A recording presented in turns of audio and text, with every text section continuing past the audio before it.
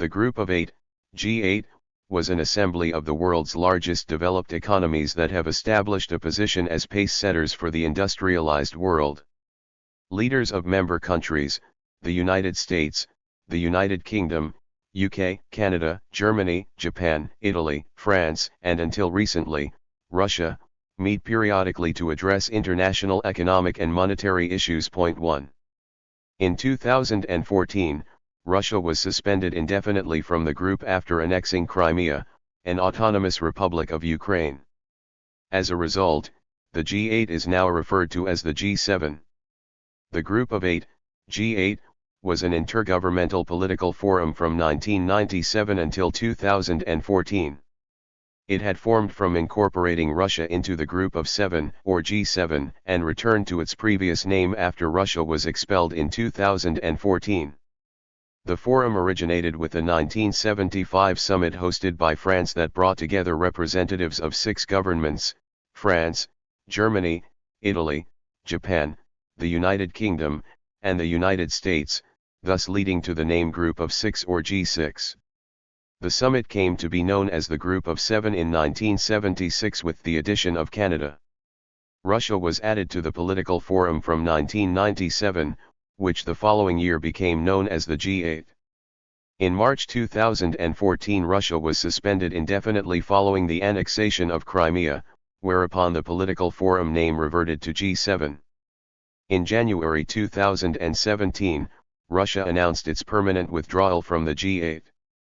However, several representatives of G7 countries stated that they would be interested in Russia's return to the group. The European Union, or predecessor institutions, was represented at the G8 since the 1980s as a non-numerated participant, but originally could not host or chair summits. The 40th summit was the first time the European Union was able to host and chair a summit. Collectively, in 2012 the G8 nations comprised 50.1% of 2012 global nominal GDP and 40.9% of global GDP, PPP. The G8 countries were not strictly the largest in the world nor the highest income per capita, but they do represent the largest high-income countries. G7 can refer to the member states in aggregate or to the annual summit meeting of the G7 heads of government. G7 ministers also meet throughout the year, such as the G7 finance ministers, who meet 4 times a year, G7 foreign ministers, or G7 environment ministers. Each calendar year, the responsibility of hosting the G8 was rotated through the member states in the following order: France, United States, United Kingdom, Russia, suspended, Germany, Japan, Italy, and Canada. The holder of the presidency sets the agenda, hosts the summit for that year, and determines which ministerial meetings will take place. In 2005, the UK government initiated the practice of inviting 5 leading emerging markets, Brazil, China, India, Mexico, and South Africa, to participate in the G8 meetings that came to be known as G8+5. With the G20 major economies growing in stature since the 2008 Washington summit, world leaders from the group announced at their Pittsburgh summit in September 2009 that the group would replace the G8 as the main economic council of wealthy nations. Nevertheless, the G7 retains its relevance as a steering group for the West, with special significance appointed to Japan. Following 1994's G7 summit in Naples, Russian officials held separate meetings with leaders of the G7 after the group's summits. This informal arrangement was dubbed the Political Eight, P8, or, colloquially, the G7+1. At the invitation of UK Prime Minister Tony Blair and US President Bill Clinton, President Boris Yeltsin was invited first as a guest observer, later as a full participant. It was seen as a way to encourage Yeltsin with his capitalist reforms. Russia formally joined the group in 1998, resulting in the Group of Eight, or G8. A major focus of the G8 since 2009 has been the global supply of food. At the 2009 L'Aquila summit, the G8's members promised to contribute $22 billion to the issue. By 2015, 93% of funds had been dispersed to projects like sustainable agriculture development and adequate emergency food aid assistance. At the 2012 summit, President Barack Obama asked G8 leaders to adopt the new Alliance for Food Security and Nutrition initiative to help the rural poor produce more food and sell it in thriving local and regional markets as well as on the global market. Ghana became one of the first 6 African countries to sign up to the G8 new Alliance for Food Security and Nutrition in 2012.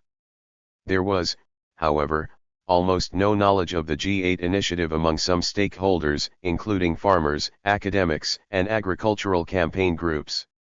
Confusion surrounding the plans was made worse, critics say, by a dizzying array of regional and national agriculture programs that are inaccessible to ordinary people. On March 24, 2014, the G7 members cancelled the planned G8 summit that was to be held in June of that year in the Russian city of Sochi, and suspended Russia's membership of the group, due to Russia's annexation of Crimea. Nevertheless, they stopped short of outright permanent expulsion. Russian Foreign Minister Sergei Lavrov downplayed the importance of the decision by the US and its allies, and pointed out that major international decisions were made by the G20 countries. Later on, the Italian Foreign Affairs Minister Federica Mogherini and other Italian authorities, along with the East-West Institute board member Wolfgang Ischinger, suggested that Russia may restore its membership in the group. In April 2015, the German Foreign Minister Frank-Walter Steinmeier said that Russia would be welcome to return to G8 provided the Minsk Protocol were implemented. In 2016, he added that none of the major international conflicts can be solved without Russia, and the G7 countries will consider Russia's return to the group in 2017. The same year, Japanese Prime Minister Shinzo Abe called for Russia's return to G8, stating that Russia's involvement is crucial to tackling multiple crises in the Middle East. In January 2017, the Italian Foreign Minister Angelino Alfano said that Italy hopes for resuming the G8 format with Russia and ending the atmosphere of the Cold War. On January 13, 2017, Russia announced that it would permanently leave the G8 grouping.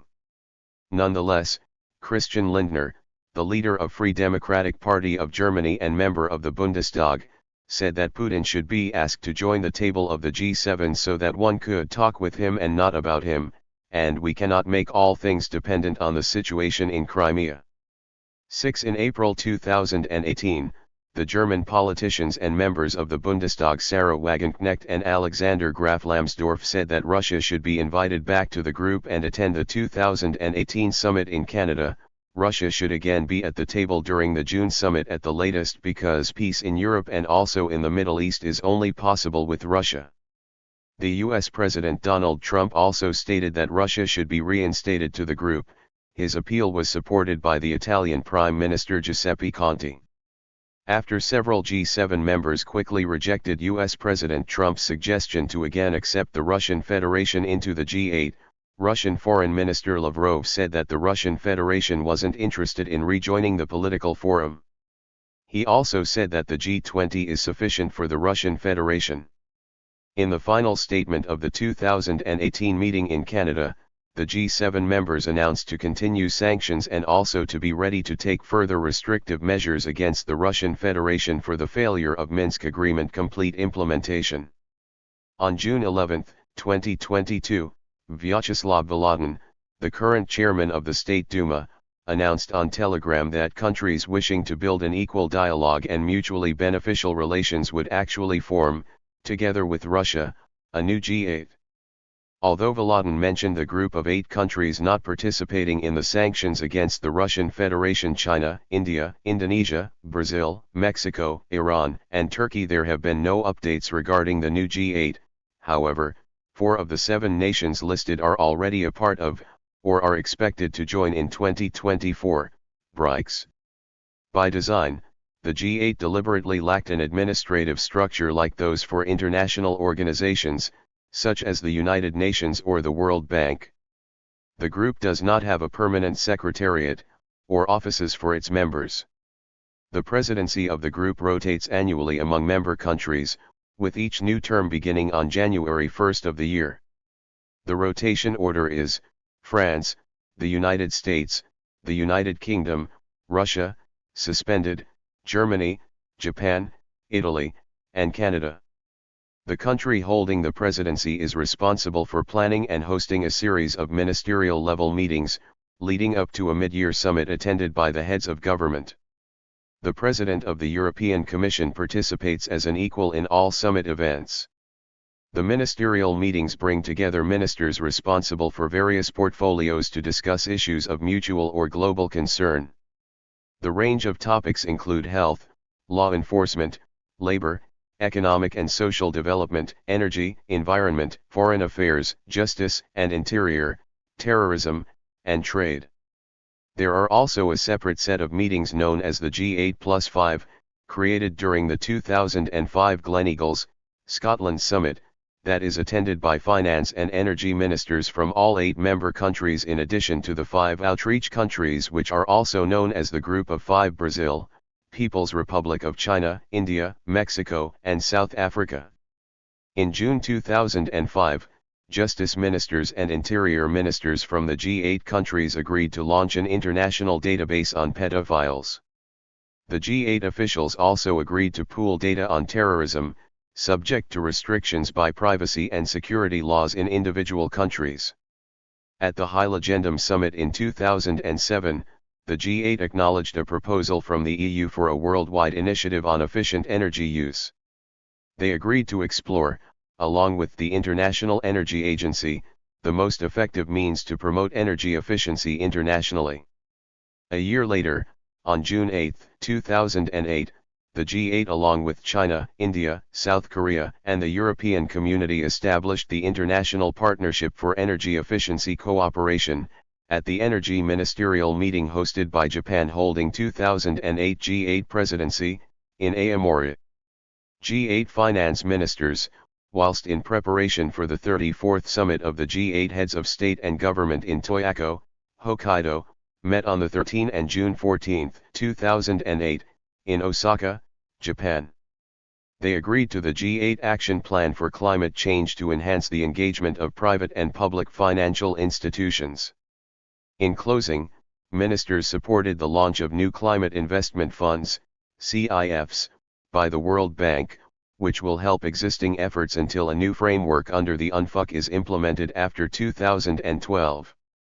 The UNFUC is not on track to meeting any of its stated goals. In July 2005, the G8 summit endorsed the IPHE in its plan of action on climate change, clean energy, and sustainable development, and identified it as a medium of cooperation and collaboration to develop clean energy technologies. The first G8 summit was held in 1997 after Russia formally joined the G7 group, and the last one was held in 2013. The 2014 summit was scheduled to be held in Russia. However, due to the Crimean crisis, the other 7 countries decided to hold a separate meeting without Russia as a G7 summit in Brussels, Belgium. One type of criticism is that members of G8 do not do enough to help global problems, due to strict patent policy and other issues related to globalization. In Unraveling Global Apartheid, political analyst Titus Alexander described the G7, as it was in 1996, as the cabinet of global minority rule, with a coordinating role in world affairs. In 2012, the Heritage Foundation, an American conservative think tank, criticized the G8 for advocating food security without making room for economic freedom. The G8's relevance has been subject to debate from 2008 onward. It represented the major industrialized countries, but critics argued that the G8 no longer represented the world's most powerful economies, as China has surpassed every economy but the United States. Vladimir Putin did not attend the 2012 G8 summit at Camp David, causing Foreign Policy magazine to remark that the summit has generally outlived its usefulness as a viable international gathering of foreign leaders. 2 years later, Russia was suspended from the G8, then chose to leave permanently in January 2017. The G20 Major Economies Leaders Summit has had an increased level of international prestige and influence. However, British Prime Minister David Cameron said of the G8 in 2012. Some people ask, does the G8 still matter, when we have a group of 20? My answer is, yes. The G8 is a group of like-minded countries that share a belief in free enterprise as the best route to growth.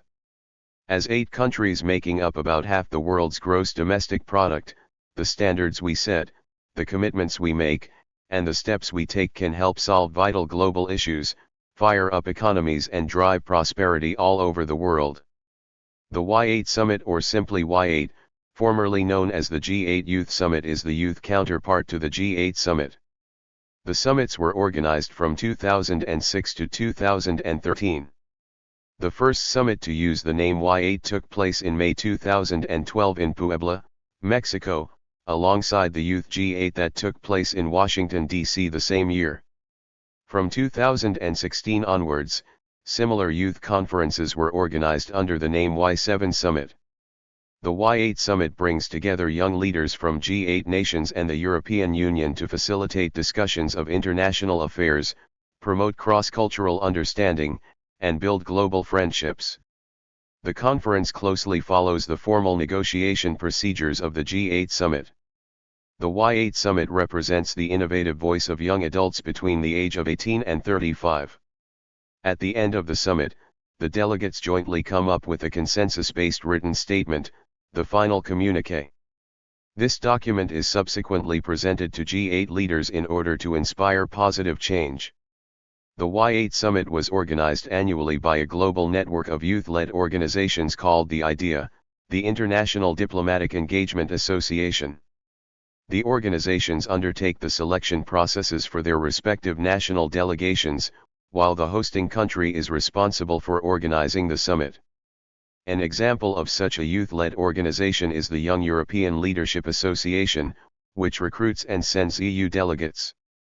The goal of the Y8 Summit is to bring together young people from around the world to allow the voices and opinions of young generations to be heard and to encourage them to take part in global decision-making processes. The Y8 Summit 2014 in Moscow was suspended due to the suspension of Russia from the G8. Thank you for watching this video.